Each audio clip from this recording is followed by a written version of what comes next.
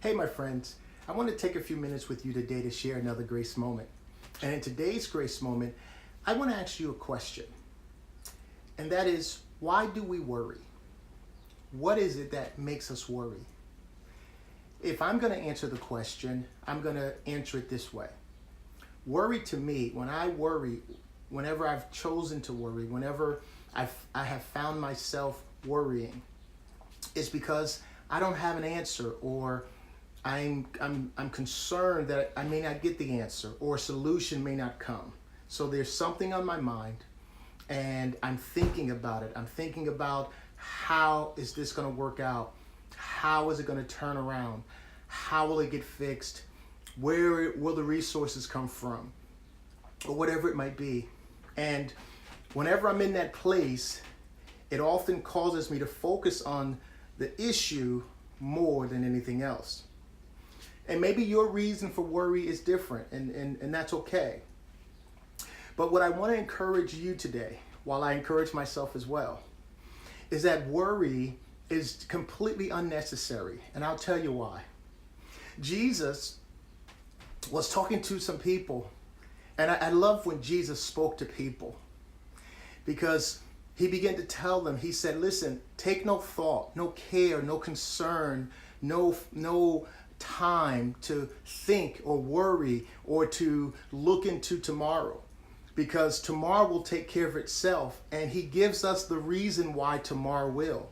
He says, because your Father, my Father, our Father, and who loves us, will take care, has already taken care of tomorrow, the day after, and the day after. Now, if he's taking care of tomorrow, if he's taking care of the day after, that has to mean that he's taking care of today. He's taking care of the issue that has us worried at the moment. He's already taken care of that, because, yesterday he took care of that for today, if you can see my point there. So worry is often just not knowing. But Jesus took time to make it aware to us that our Father has already taken care of everything. And then Paul comes along and he begins to tell us that, hey, guess what? Your Father, my Father, our Father, he has already blessed us with absolutely everything that we will ever need. It's already been set aside. Every blessing for every situation, every care for every need, every answer to every problem, everything has already been taken care of. Religion teaches us and has taught us that when an issue arises, that we get into a panic and we get into a worry and we get into a frenzy, and we start to bombard heaven with prayers of supplication and prayers of God, we need you, and we need to cry out and get a hold of God. That's what religion teaches us. And I've been there. I used to, in moments where I found myself in situations where I didn't have the answers, I'd say it's time for me to get alone with God, or it's time for me to get in my prayer closet, or it's time for me to travail, or it's time for me to get to the altar or something.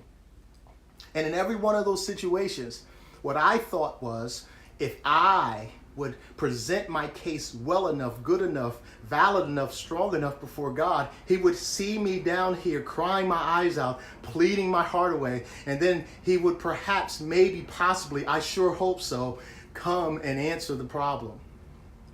Well, what he wanted me to know, and what he wants you to know, is that all of that is unnecessary, because he, as a good Father who loves you and me and us and all of us so unconditionally, he, out of his love, out of his provision, out of his care, has already taken care of absolutely everything that we need in every situation, at every moment, at every time. So think about this. The next time something comes to your life and causes you to worry, take a moment. And I don't care. I don't care what church you go to. I don't care what affiliation you have. I don't care if you feel that you're a strong Christian or not. None of that matters.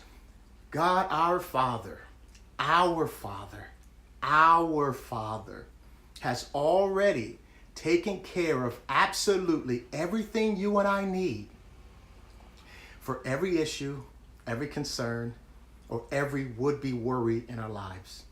So I just want to encourage you with that today. Worry is unnecessary. We should not do it.